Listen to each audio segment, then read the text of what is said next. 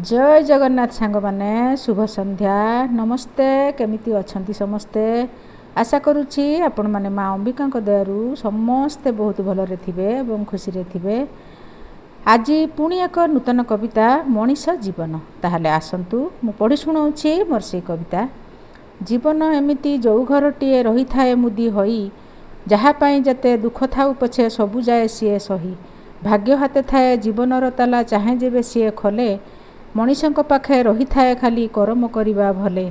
जेमिति कर्म सेमितिका फल मिली थाए समस्तंकु आज जाए सबू मानि आसीछंती नियतिर नियम को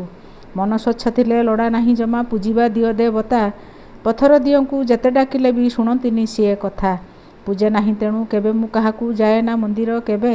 भगवान बोली जणे ही अछंती सेही कथा खाली भावे मने मने तांकू सुमरणा करी बंची अछि आजी जाए केबे से के जानी करिबे करुणा देवे जे सुखरू खिए। सत कथा मुही लेखिछि कि नाही कुहंतु आपण माने नहले कहूछि जमारू कविता लेखिबिनी आउ दिने अवश्य केतेक कहिबे निश्चय न लेखिले गला भासी केते प्रकार कथा जे लेखिबे कमेंट रे सबू आसी देइछि विधाता मते एही कला तेणु मु लेखुछि नीति जाने नाही किंतु आउ केते दिन लेखुथिबी एई मिति जेते दिन जाए दुनिया रे अछि कलम छाड़ीबी नाही आज पाई आउ बेसी लेखु नहीं रहुछि एथर मुही लेखिका सुरभिराणी पुकुन रहिली नमस्कार।